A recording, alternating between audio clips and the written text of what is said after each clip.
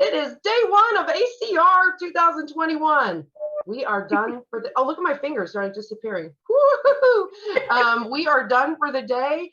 We are tuning in from International Foundation for Autoimmune Autoinflammatory Arthritis, or AiArthritis for short. I am Tiffany Westrich Robertson. I am the CEO of the organization, and I also am a person living with the diseases, axial spondyloarthritis to be specific. And I have friends with me. You see, we all are in different locations though, because we all have the different backgrounds. So I'm going to turn it over to Deb to say hello and take it from there.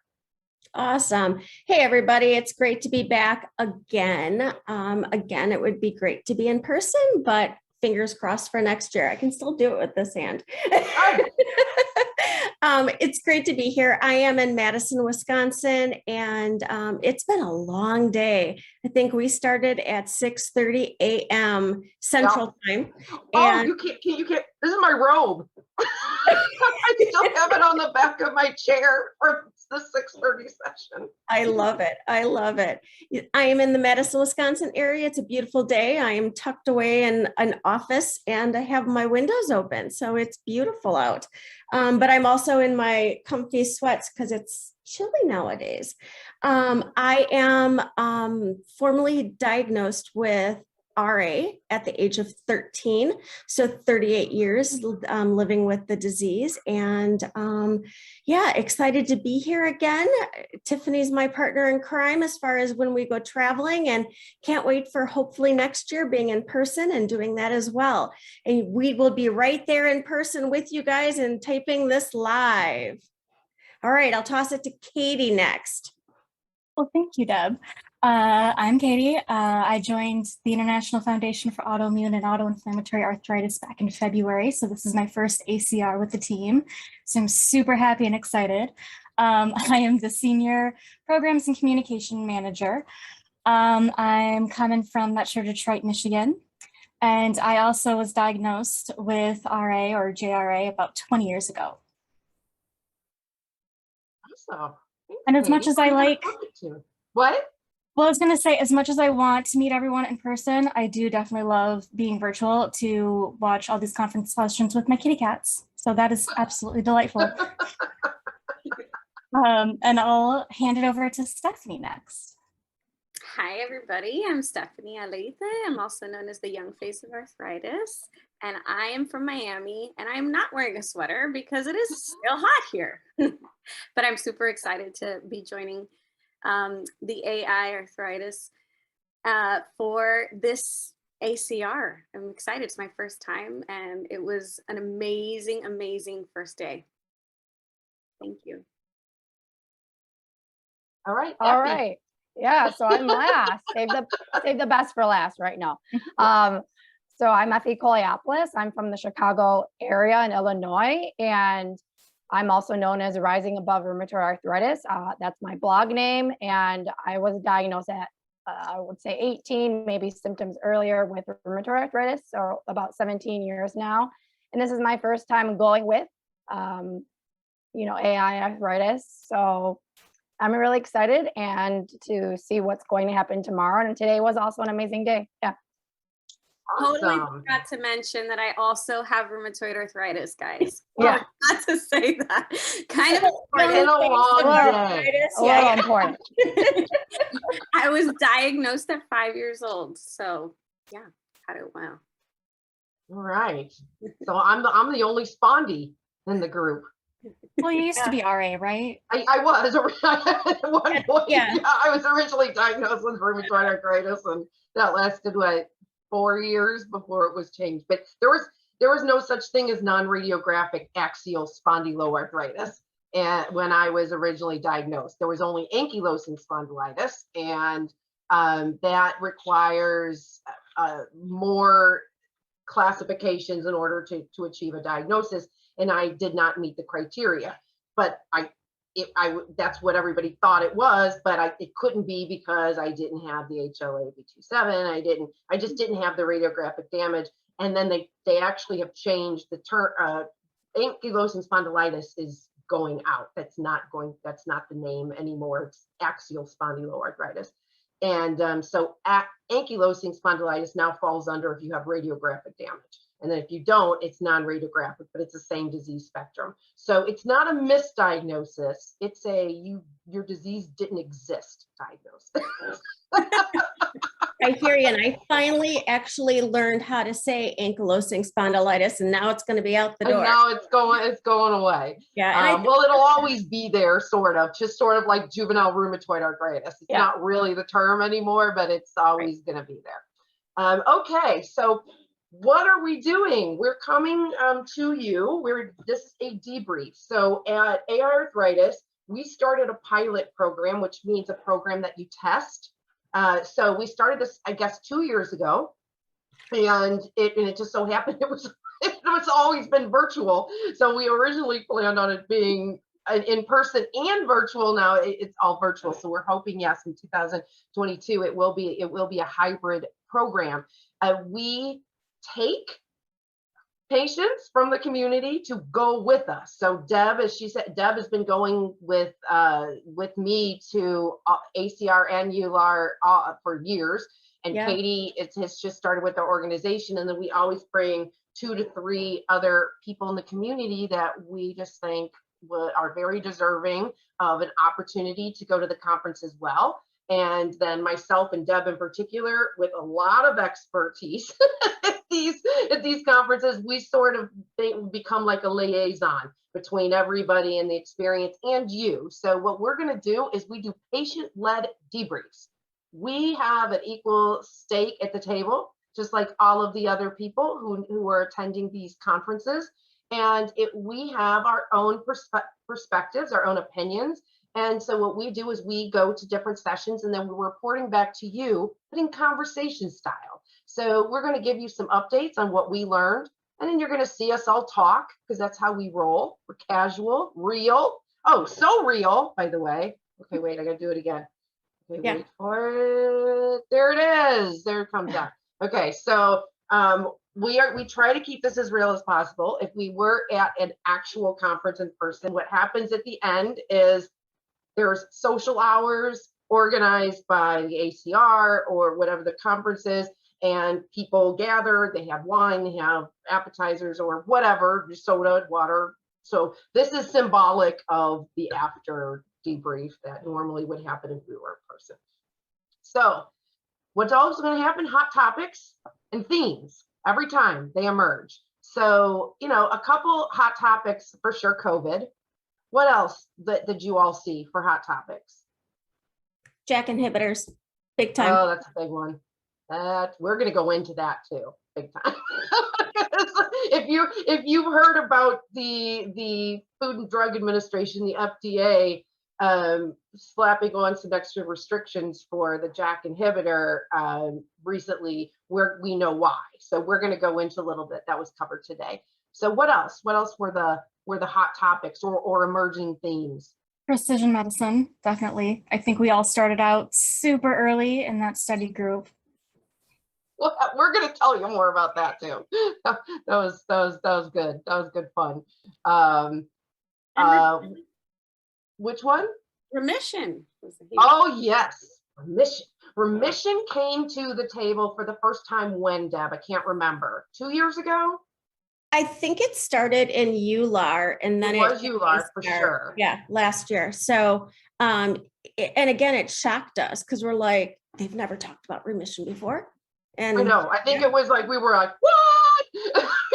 We didn't know we were going to be talking anything about that. But what's happened with why we're seeing the research in remission is because about a decade ago, that the rheumatologist community realized we have these amazing drugs, these biologics that are changing people's lives. And so prior to that, the treatment was wait for those, start with like diet, exercise, ibuprofen, that kind of thing. And so they flipped the triangle and they called it treat to target.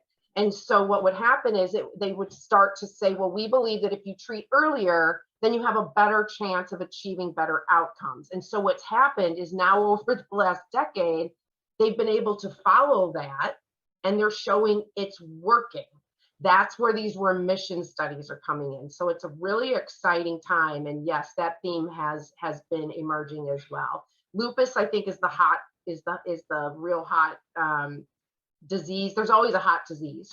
Yes, it is big time right There's now. one that just stands out over the rest, although there's a lot for RA too. Yeah, there's been new medications, and there hadn't been for lupus forever. So yes, I think for that's lupus nephritis in particular, which is when it attacks your kidneys, it's a severe complication of lupus. So lupus nephritis has never had a treatment, and they came out with the first one this year. So they talked about that too in a session that I attended, which was a year in review. So we'll definitely go into that. And then some, just a couple of the other things. Well, really, I wanted to just say cost, and we'll get into this more as we go, but cost analysis, essentially. I highlighted it in a lot of the notes, even if they use different terms. The theme was cost savings. So where we used to see them presenting research on safety and efficacy, which makes sense. Oh, it's like efficacy. I never even put that together. She's probably like, oh my God, I've heard that a million times. Stop. No, not really. Okay. So one of the things that is coming up now is cost. So people are starting to do research on how much cost savings can we have with drug pricing, with long-term care, et cetera. So that is something that's going to come up a lot.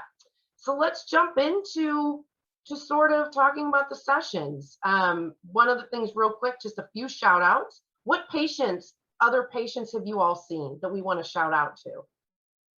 Cheryl Crow. Cheryl, yeah. Cheryl. Cheryl's been popular. Yeah, Carice. Carice, yes. Eileen. I've seen them at a couple sessions. Eileen. I've seen Eileen more on Twitter than I've seen personally. That's true. But yeah, she's blowing up Twitter through Cricky Joint. So go Eileen. I've seen Jennifer Walker. I've seen Stella Hinwana-Mata. And if I'm missing anyone, I feel bad. But those are the ones that I've written down that I remember bumping into virtually. So we always like to give a little shout out. Anyone I'm missing? Well, the only other one who again is / doctor is Caleb. Oh, right. He's a patient. Yeah. Caleb Michoud. He is with Forward National Data Bank, who built and housed our personal AiArthritis data bank so that we can conduct research. And we love Caleb, and we've seen him around and went into one of the sessions that he was moderating today. So shout out. And apparently he loves Pokemon, as we discovered. Pokemon Go. Pokemon, yes, it's a great way to get exercise. Oh, it is a good way to exercise. Yes, apparently he's really into that Pokemon thing that people were doing a few years back, where you, I guess, find Pokemon or something, and it is an example of using games to exercise. Oh my goodness.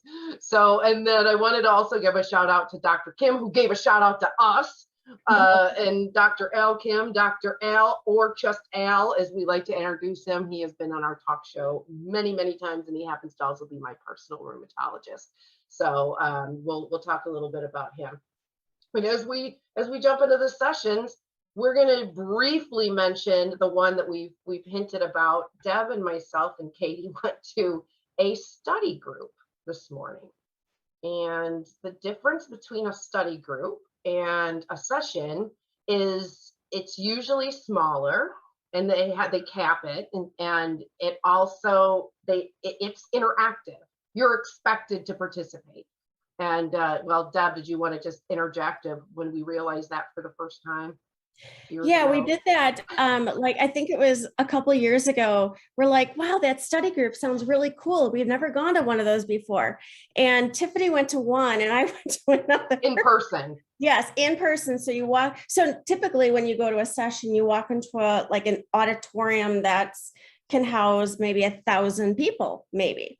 And this was a small room with maybe 20 to 30 chairs. And once you open the door, you're kind of in there. And you can't turn just around. walk back out. Yeah, that was So, actually pretty funny. yeah, that was our introduction. But what a study group is on a topic where a group's getting together and they want to achieve something as a working group. There's an objective to it, and usually it continues. So precision medicine being a topic that is extremely important to our organization. We've been working on projects in that arena since about 2017. And when we say precision medicine, that's different than personalized medicine. So I just want to clarify that. Personalized, even though you'll see they're interchangeable, but there's a movement strongly to move towards the differentiation of what they mean. Personalized can be exercise, diet, method of, you like infusion, you like injection. Like there's a lot of personal preferences. And precision is more about biomarkers, blood sampling, tissues. So it's a way of scientifically matching you to treatments. So that's the difference. And we've really been vested in this because we recognize all of us are individuals. I mean, just out of curiosity, how many treatments have you been on, Stephanie? I've been on 9. Those are just the major players. Yeah. See, I didn't even know that. I was just rolling the dice just to prove a point. Yeah. What about you, Effie? Well, the major players, biologics, I would say I've only been on 3 because one of them did work for a while. So, but other little drugs, I think, yeah, it could be close to 9 as well. Yeah. So, it's just Deb too. Deb's been on a ton of them as well. And it's just, the point is that either they lose efficacy, or what's interesting is what'll work amazing for one person doesn't do anything for another person. And you could have the same diagnosis. So that's where precision medicine really is coming in. And we started seeing it really for the first time stated out as precision medicine now.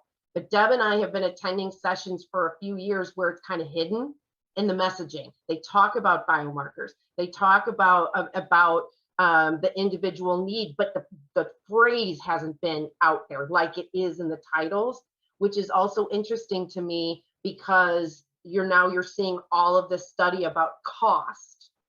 So that kind of ties in together. If you're going to move towards precision medicine, you need to show that the treatment that you're picking for an individual person is going to actually save money.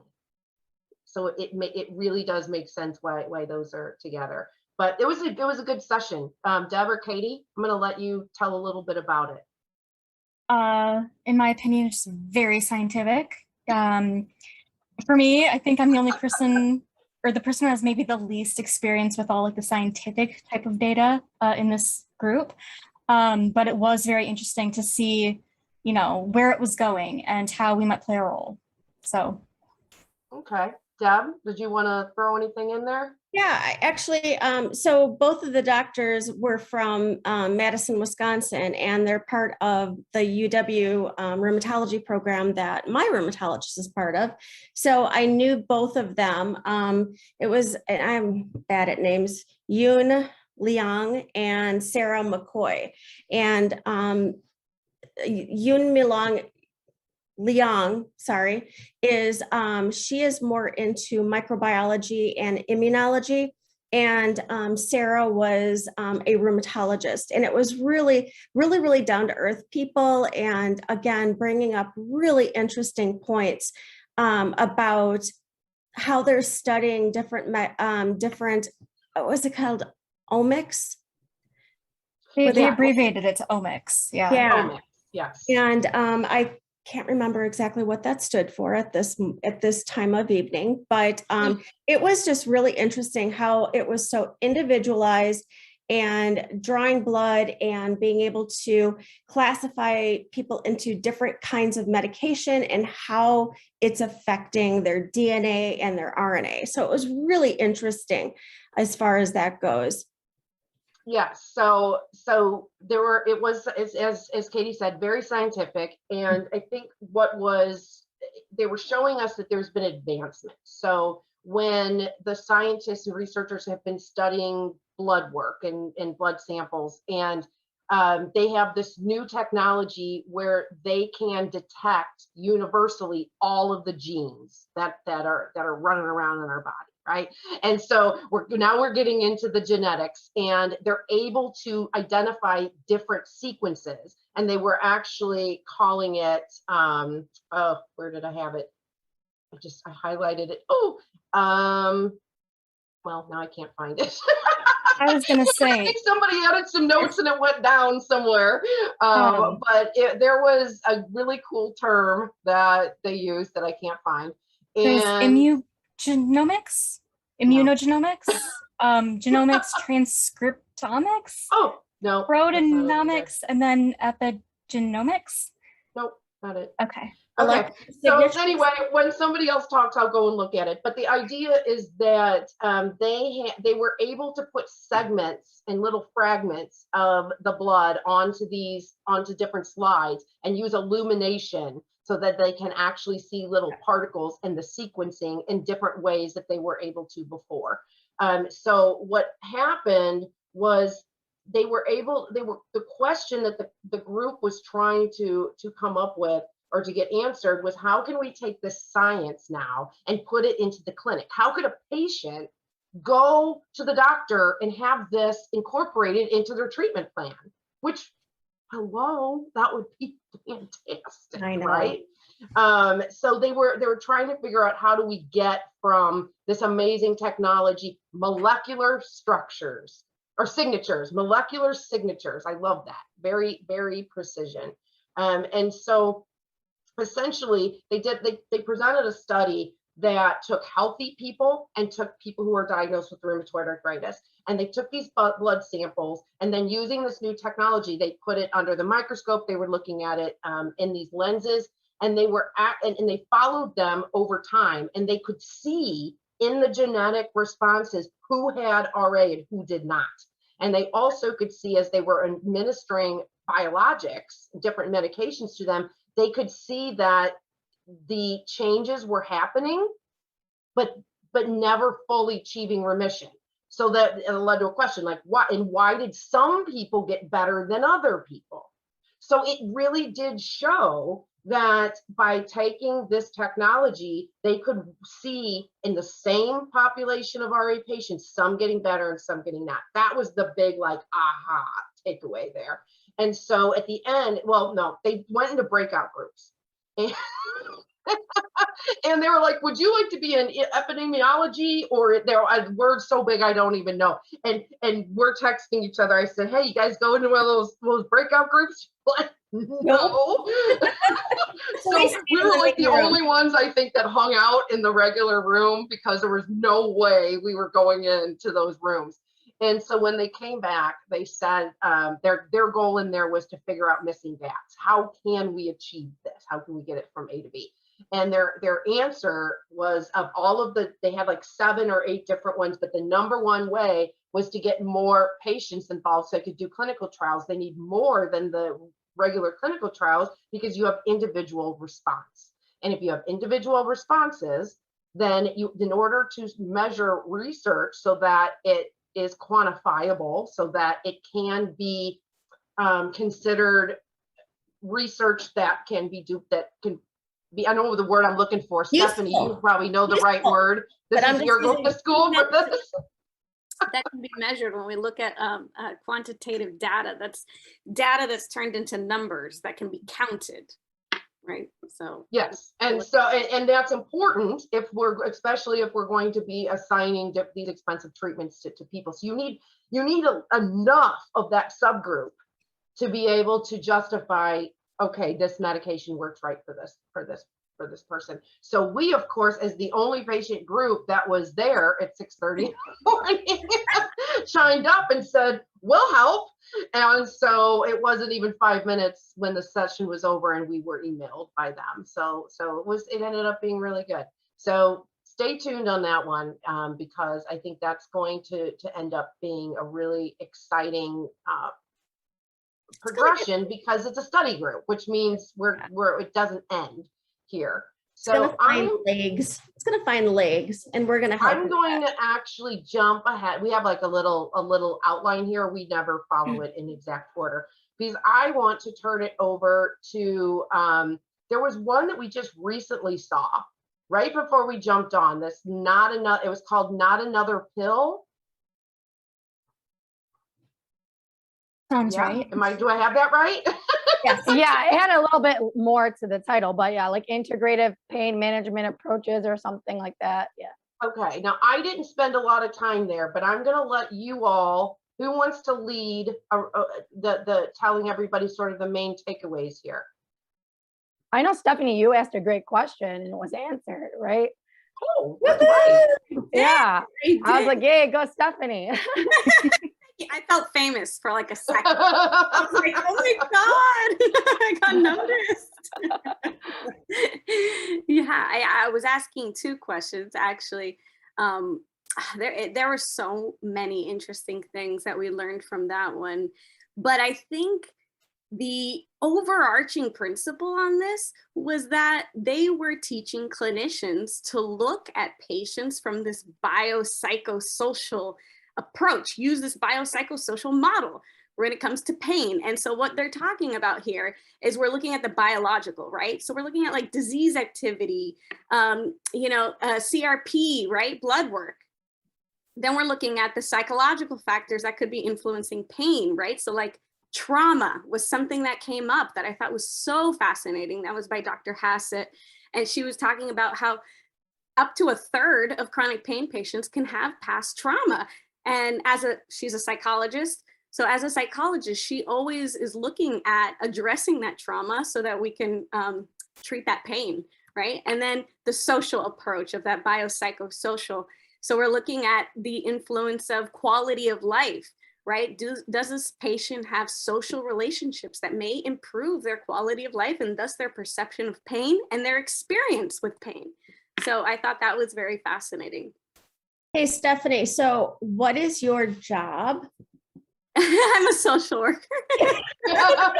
Which I think draws, again, why the passion. And again, it was really a good session too. I agree. But I just wanted to bring that out, that you're a social worker, because what your passion lies with. And again, how like it was just resonating so much. Yeah, it really was. I'm doing my MSW now. So yeah, thank you. So that really resonated with me. And of course, this patient-centered framework, right? We want the patients to talk about their experience and it's a focus on what the patient is experiencing. One of the things that I don't know how to pronounce his name, Jeenan.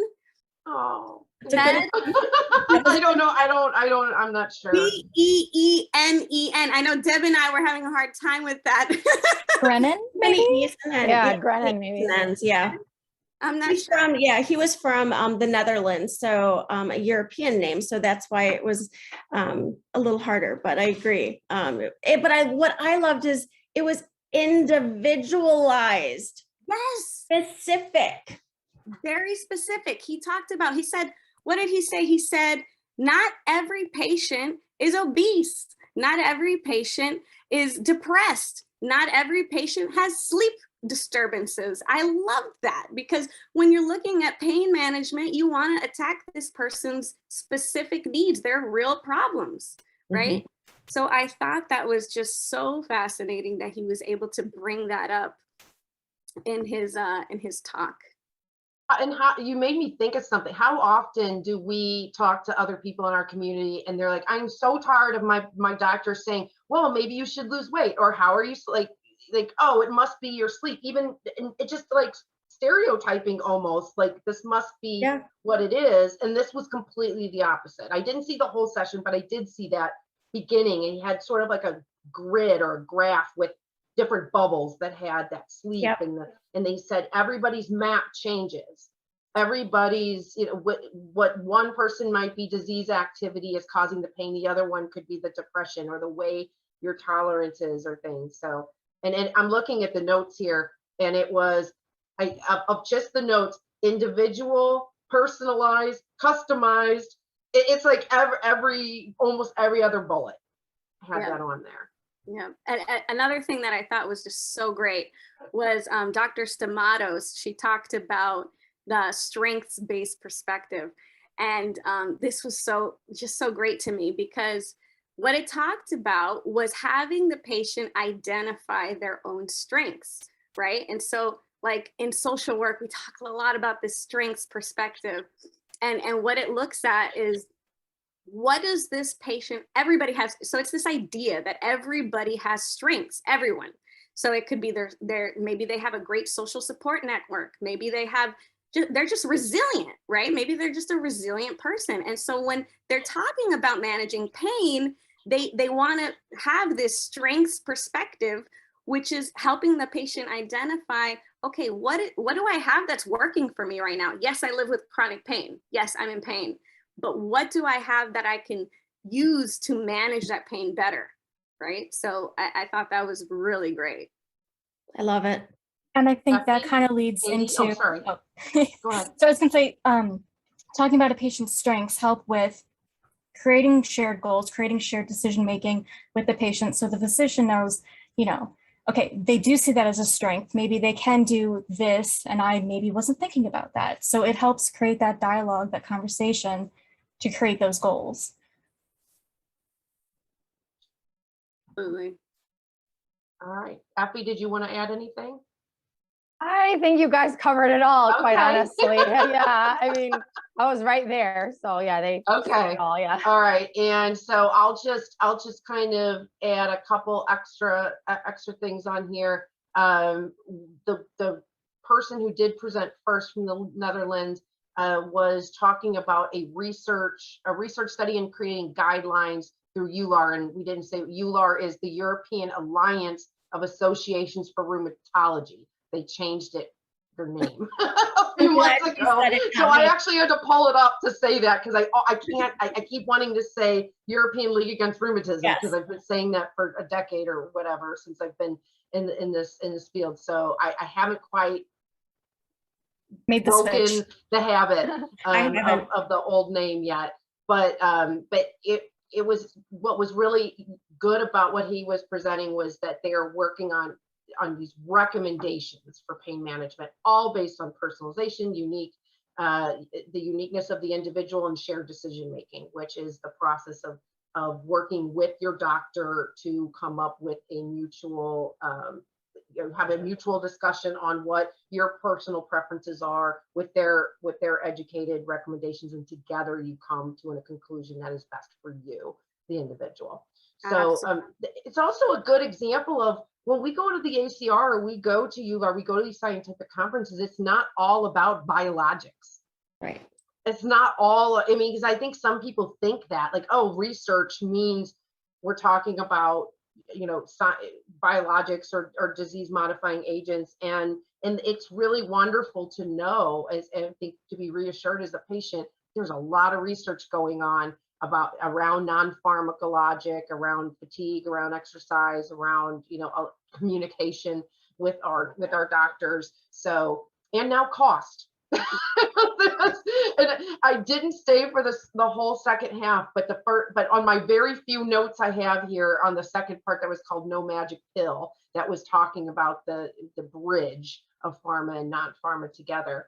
The first thing that was out there, it started with cost. It started with the cost analysis. It's like, here it is again. Yeah, I just wanted to talk about that non-pharmacological therapy. One thing I thought that was interesting that they brought up was that, and I'll just spill the tea here.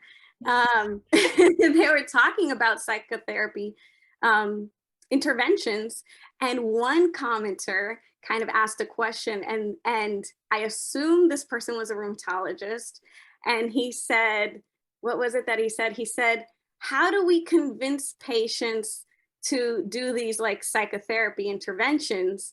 And I was like, oh God, right? I wonder what he's telling his patients. And she said it so beautifully. She's like, well, when we approach patients, the most important thing is to not tell them that their pain is in their head. right? That's I was like, hallelujah. Somebody said it. I was like, yes, yes, yes, yes. And she said, how you want to approach patients is talk about psychotherapy being used as a tool in their toolbox. So this is just one of the many tools that they can use to manage their pain, in addition to medication, exercise, PT, OT, all those things. So I loved how she answered. That's a really good point though to bring up. And the cognitive behavioral therapy, that is something that really came up about 2 years ago. I want to say again, we will have to link to some of our debriefs from a couple years ago, because there was actually a session. It's like pain. It's all in your head, and is it really or, was. it was like but it was about that we have different thresholds of pain and perceived pain, and all of that comes from our brains and how our perceptions. It was really fascinating. We'll have to link to that one, because it was probably one of the most interesting ones of that session. But again, I think a testament to her for pointing that out, that again, communication, better ways to communicate with the patient. Anything else anyone wanted to add to that one? I think that about covered it. All right, we're gonna move on then. So I said I was gonna circle back and tell you the story about the JAK inhibitors. So you're like, what? So okay, there are pill form of these disease modifying agents, biologic like, that came out indicated in 2012 to treat rheumatoid arthritis.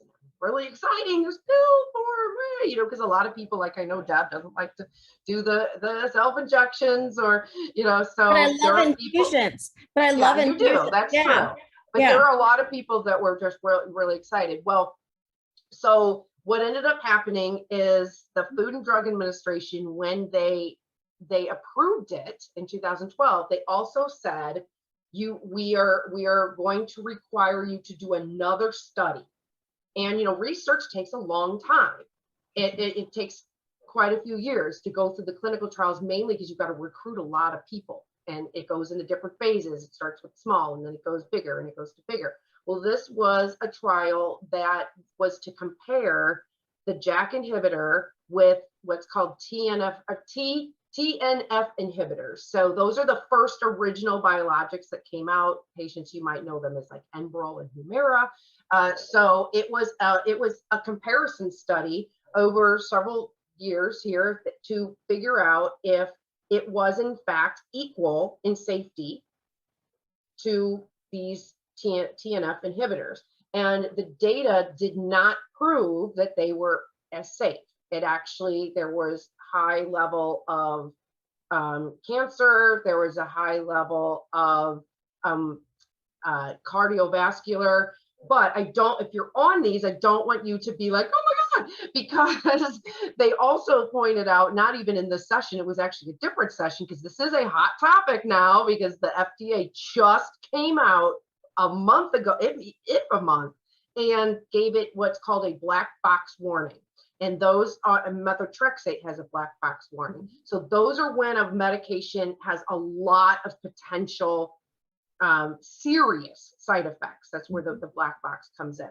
So all of the data is not in yet, but the things to point out and remember, the sample, which would be the people that are in that's what they call the number of people, the group of people that are in the research, it calls sample.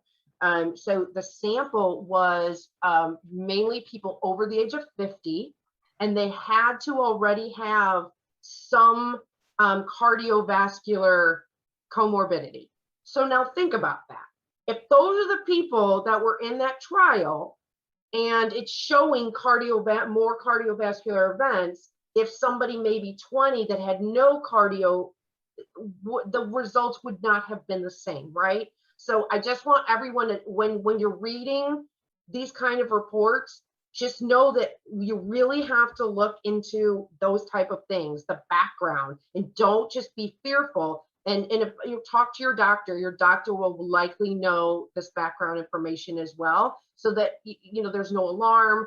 These might still be the best option for you. So that's sort of what happened, and it's a to be continued because we don't have all of the data. But in saying that, it was interesting timing because this same medication was showing to be pretty successful. Well, ankylosing spondylitis, that was what they had listed as of, we just said axial spondyloarthritis. But so in phase 3 trials, so it was just getting ready to whoa, we're going to put it on market, and then this happens. So now there is sort of this, the FDA has not gone forward with this for spondyloarthritis, but it has moved forward in Europe. So if you live in Europe, the JAK inhibitor is indicated now as a treatment, but we're on hold in the United States because of this new data that has come out. And interesting, with me as a spondy, I was prescribed this drug and it did nothing for me. So just goes back to the whole precision medicine, right? Where what works for one doesn't work for the other. And I'm on it, and I love it. Did the JAK, or have you been hearing about it? Katie, you said you were on it. What did you say? I'm on that drug, and it works great for me. And I haven't heard anything from anyone else, so it was nice to have like the insider. Your doctors haven't said anything? Not yet. They might at my next appointments, maybe, but no, they have not said anything to me. And I think part of that is like I said, what you don't want is to spread fear, right? Yeah. It sounds scary, but when you dissect it and you actually look at the people who were in the trial, that's a pretty narrow group. So I also wanted to bring this up in case there are people who have heard and they're like, oh, the FDA and the black box warning and things are shooting around social media, and they're like, you shouldn't be on those. Like, now you can be informed.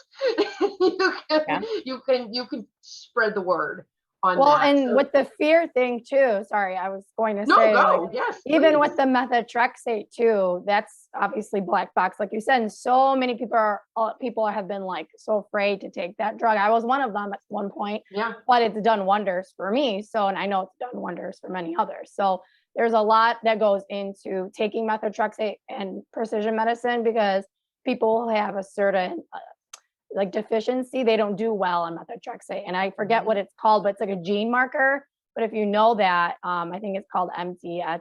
I don't remember the name, but it's just kind of missing my mind right now. But that, especially in women who have that, they don't respond well. So there's like a lot of things that you can find out precisely what is going on within your body. And then you can find out if it will work for you or not. That's a really good point. I know I've been on about every medication for rheumatoid arthritis, just because, again, I've had it for 38 years and everybody is different. And if I was afraid to go on the medications, I wouldn't be where I am now. I wouldn't be, as active as I am. I've got a 22-year-old son that, through his high school, I was always going to basketball, baseball, football games, all of those things. And I would have missed out on all that. These medications are life-changing for many, and everybody is different. So individualistic, and that's exactly where some of this research is just really great to hear. But I've been on methotrexate since I was 13 years old, started on the pills, and then I've moved on to the shots and done really well on it. But there's also labs that you have to do. So those are always good things to make sure things aren't happening. So that's another thing that you can do, is make sure you're following what your doctor wants you to do. So just my 2 cents. That is so fascinating. And thank you for sharing that, Deb, about your son. I'm a mom too, so that always makes me feel good. Yeah. But it kind of pulls me back to that session on remission, and about how quality of life matters. And these drugs, yes, they have warnings, yes, they have side effects, but the whole message here, and I think all of us can talk about this because we've all been on so many, and probably between all of us, we've been on every single drug that there is for RA. Right. I would imagine. But yeah, that these drugs can help you improve that quality of life and minimize the level of risk for things like radiographic progression, permanent joint damage, all those scary things that we don't want to talk about, but that are very real, you know. So, and I'm fixing what the damage that began with. That's why I've had to have reconstructive foot surgery and why my hands look the way they do now. It's because that all damage happened before I started biologics. So again, they could be life-changing medications. Just stay informed. Absolutely. You know, go ahead. That, you know. We were talking about remission earlier, and I'm if you're like, why is she looking over there? It's because I've got the outline, and if I put it here on this screen, I can't see any of their pretty faces. It's not like I'm part of the conversation because I'm looking at a piece of paper. So I'm looking over here because that's where the document is in the outline. But one of the things, again, when I went to this year in review, that's literally what it was, like the highlights of the year in rheumatology. And so they did highlight a couple of studies that were talking about remission again. And one of the, we've been seeing all of this research in the last year on these great things about treat to target, these great things about remission. Well, this one actually did not work. So I wanted to point this one out. So there was a trial given to patients who with rheumatoid arthritis who were stable, and they called it, I think it was two joints or less was remission or stable. We all laughed about that a little bit. Yeah. We had a good, what's that? But so those are the people who were in the trial, and the test was to treat to target to get them off of their medications. And while we have seen research, even just this year at EULAR, on trials that have shown that people who were treated early, that they are able to take to be off of it, they did not talk about the history of these people. So this wasn't people who were treated to target and now they're pulling these off. These are people that are considered in remission or low disease activity. So I wish I knew if they were treated early or not, because I think that would maybe change what the response would be based on the other research. Anyway, they were given a trial half dose of their methotrexate because they were only down to methotrexate at this time. And so they were given a half dose to see if they would flare. And unfortunately, most of them did not do well after they were going down to a half dose. So that treat to target was not, oh, I'm sorry, that wasn't rheumatoid arthritis, that was spondyloarthritis, because it's the ASAS. There's so many different measurements. You've got the HAC, you've got the disease activities. There's so many of these acronyms flying around. And I just saw ASAS-HI, which is another measurement, but it's specifically for spondyloarthritis. So the primary outcome failed, but they had a secondary outcome. Surprise, surprise, cost effectiveness. Like, here it is again. So at a different debrief, I will talk more about QALY, QALY, quality adjusted life years. And in a nutshell, it is a cost-effective measurement tool that is controversial for its discriminatory measurements. 1 is perfect health, 0 is death, and there's decimals in between. And perfect health would be a 1. We as chronic disease patients can never be a perfect 1. And so when they're pricing medications based on getting it to a 1, we're sort of disadvantaged. But I will explain. It's very complex, and I promise I will explain it more. You have to tune in to our other debriefs. But they were doing it because of the QALY, and they were measuring what the cost would be for patients to be able to to at least have some improvement versus usual care. And in that scenario, the country saved money, and they ended up going up 0.4 in quality of life. So I have to look more into that. It seems a little fishy to me that they failed the efficacy and then they're saying there was an improvement in cost, because that kind of proves the theory of something doesn't sound right there. Yeah. Huh? So did you You want to add mentioned that- something, Stephanie, or some, I heard somebody say something. I was gonna ask, so you mentioned country. So was it within the United States or a different international? I should say, let's see, it was actually international. I think it was the UK. Okay. And which would make sense, because the UK, the United Kingdom, and the United States are the ones that have been mostly using these qualities to price drugs and to show which drugs should be used over others. So that would make sense. Those are the two leaders in that.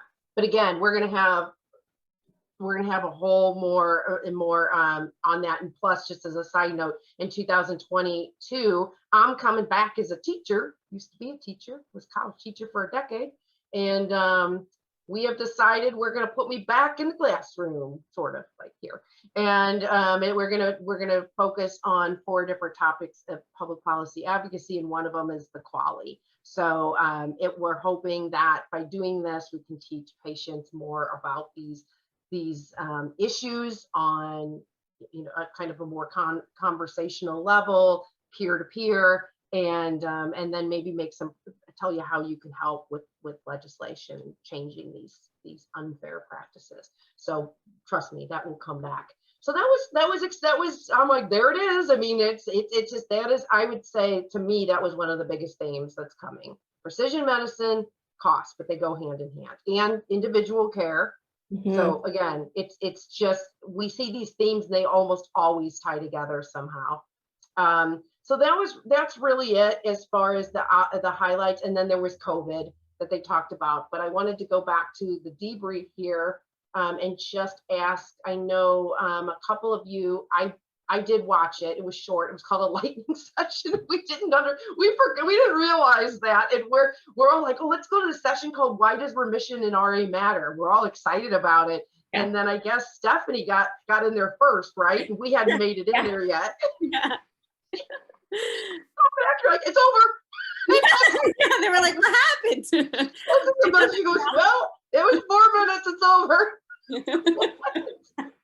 And then when I was writing the debrief, I saw it's called a lightning session. I'm like, oh, I get it now. A lightning session, quick and fast.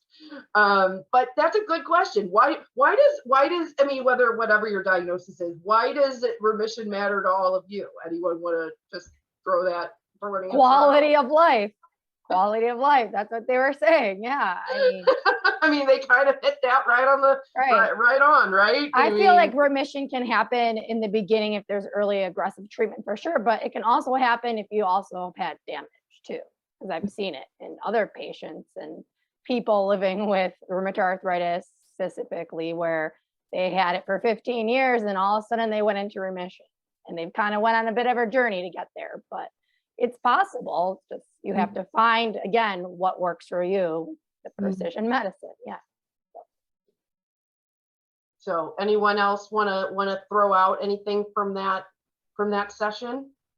Or I have the bullet points in front of me. Did you want me to lead, or did somebody want to go out there? I just don't want to dominate that one. I dumped the session into our folder as far as the PowerPoint, but I didn't get back to that one. I just agree with what Effie said. Okay.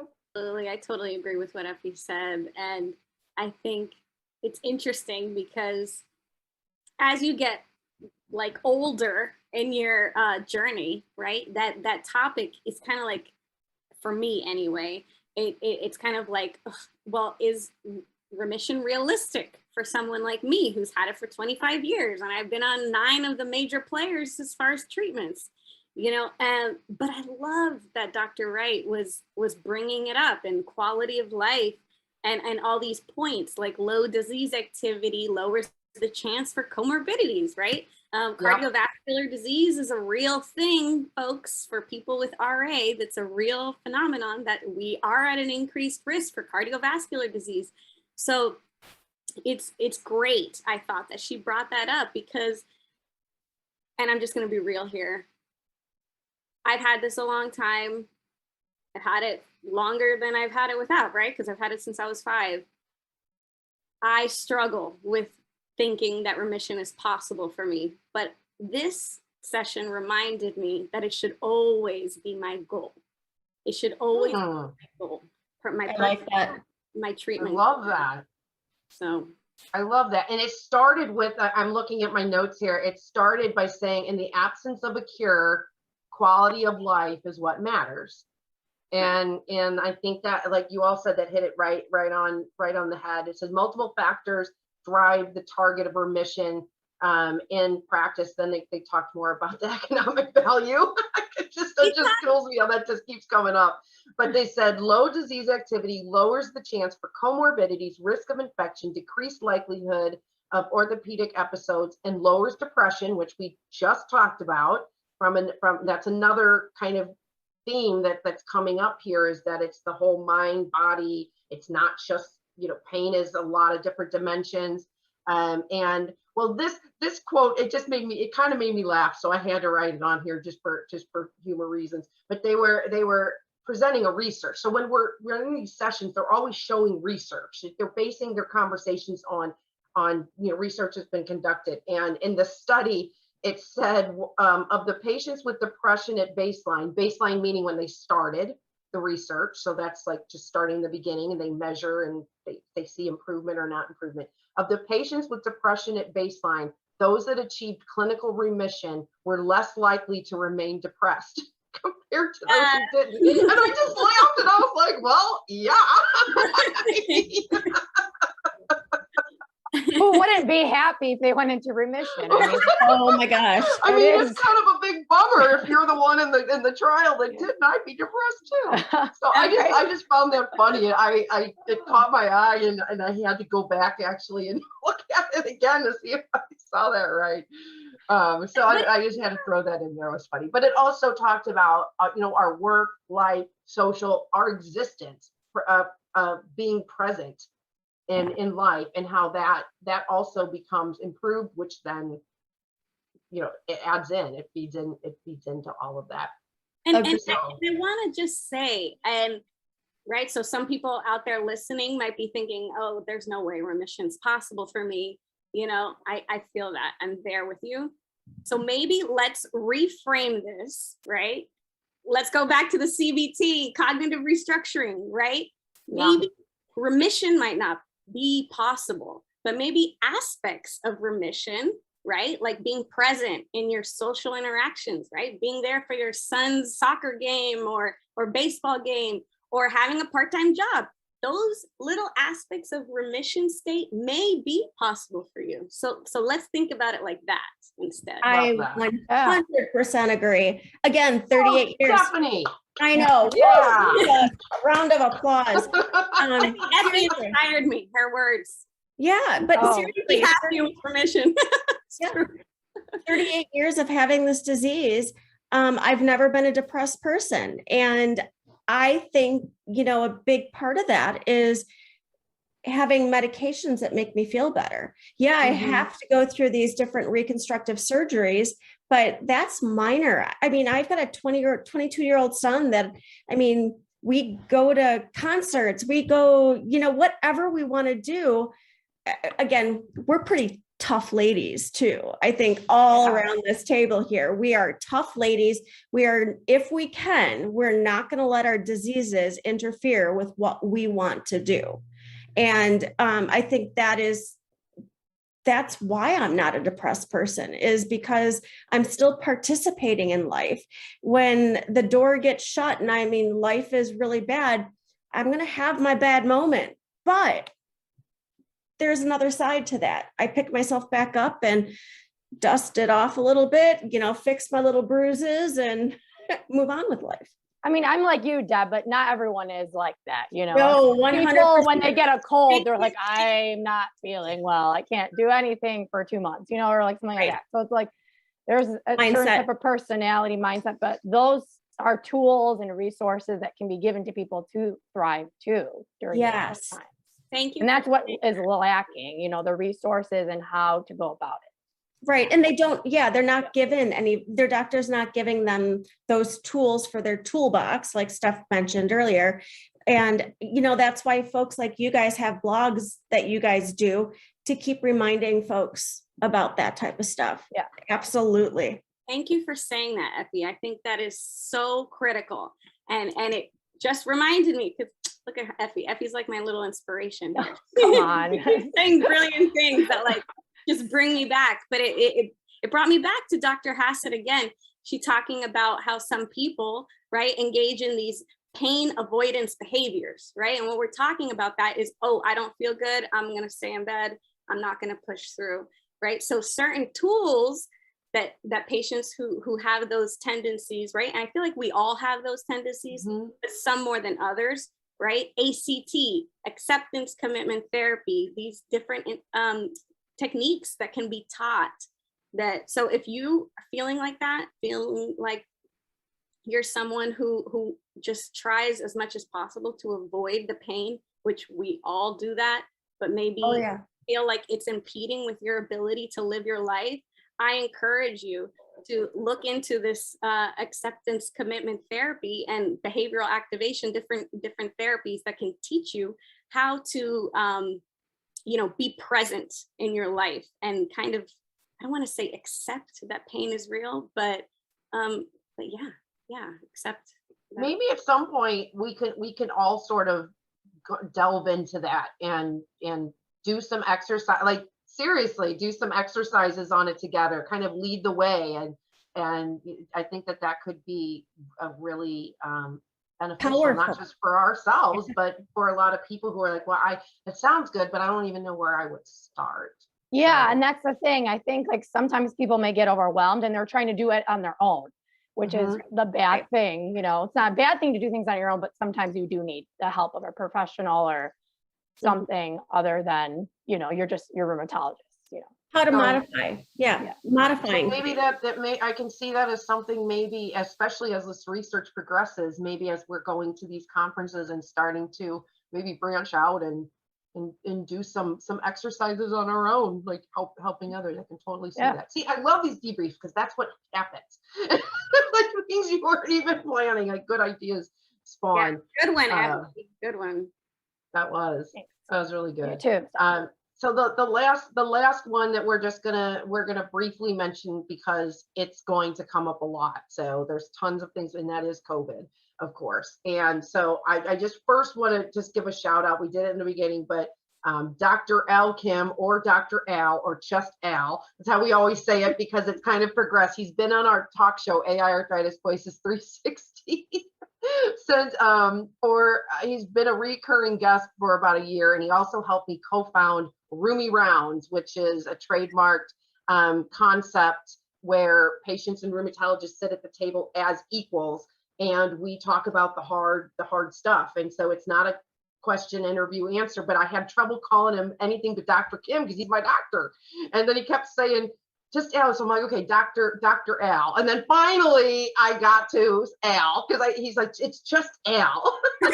So, but it was hard for me. But even again, at those roomy rounds, we all like, it's Al, it's Jeff, it's Vivica. It's not Dr. Strand or Dr. Sparks we're all equals. So anyway, he has been part of a really important study in COVID through Washington University in St. Louis. And we will go over, we'll share some of the links to that as well. But the bottom line is it was studying vaccination response in people on our medications.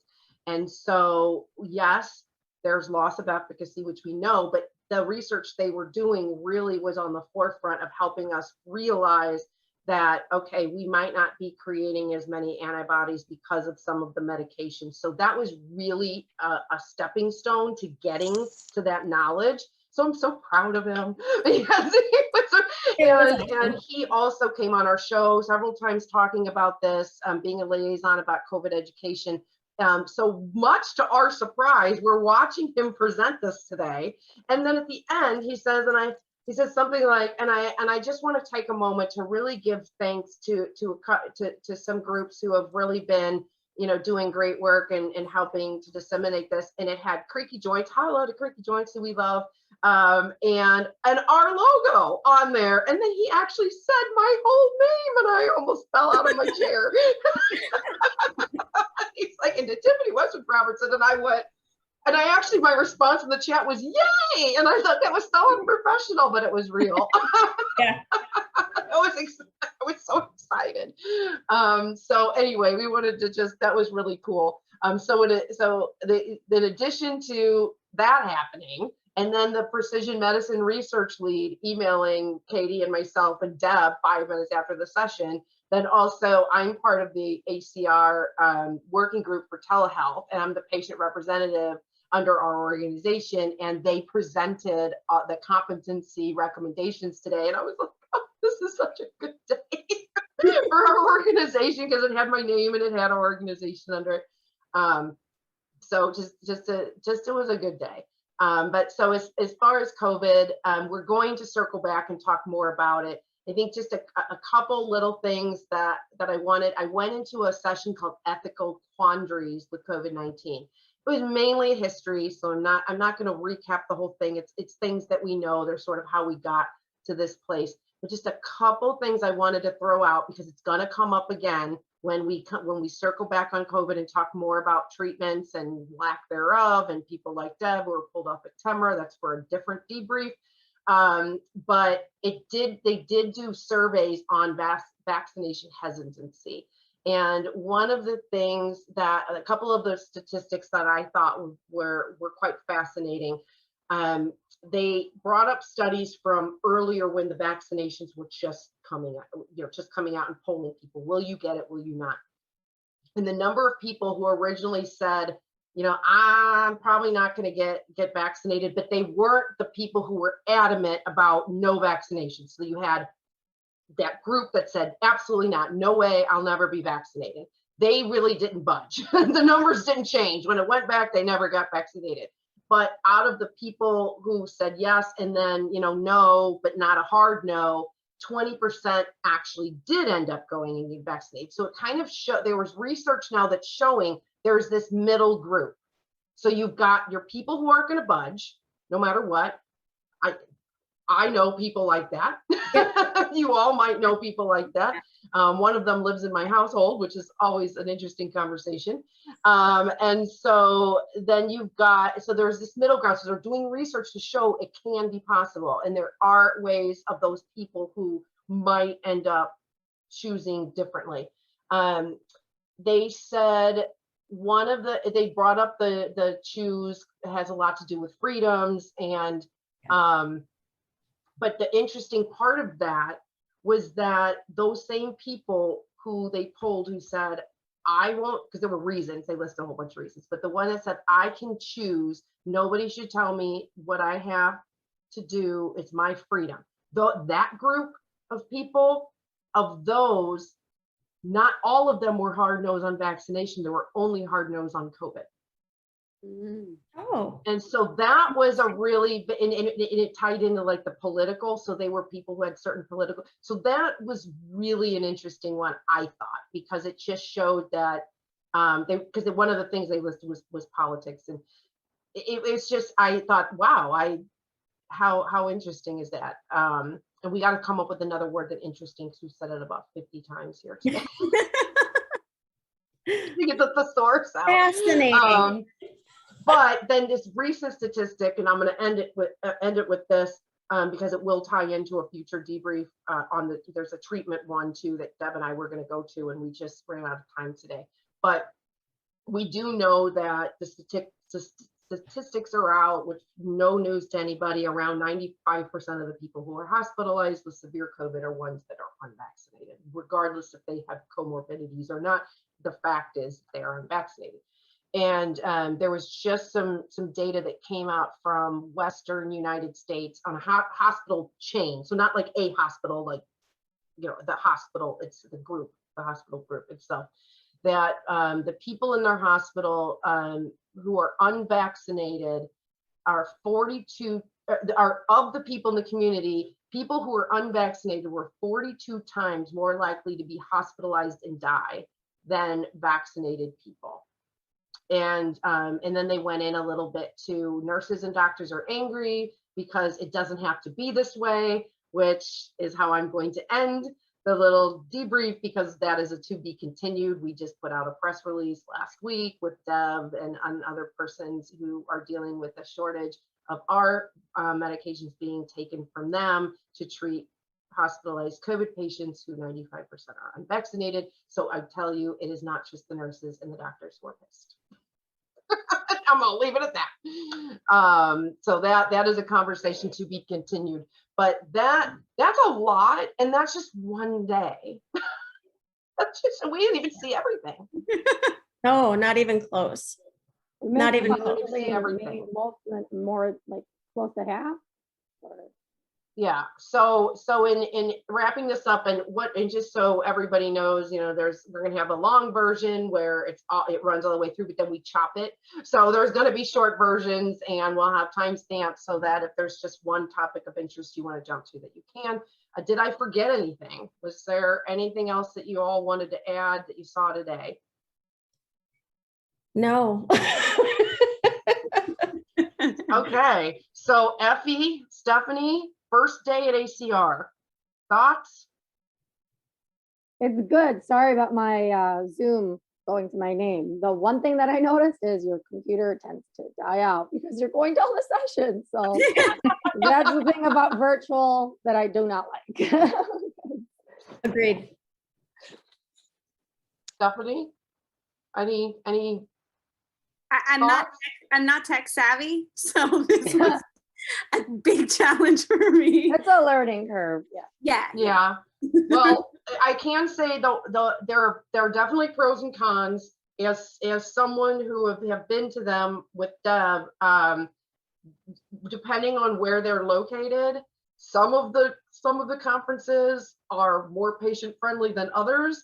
And when you have to be at a session that's on one wing of the conference center, and then the next one starts 15 minutes later, and it's way in not only on the other side, but maybe a hotel next door, you're trying to get, it's a lot. So and we do get to jump in and out and see more. We're in, real life situation. You have to wait till the speaker changes and then you stand up and you leave. And, but so there are some benefits for that, but I think we're all ready to get back in person. Yeah. And I loved it. I just loved it. I felt pumped. I mean, it was just dream come true.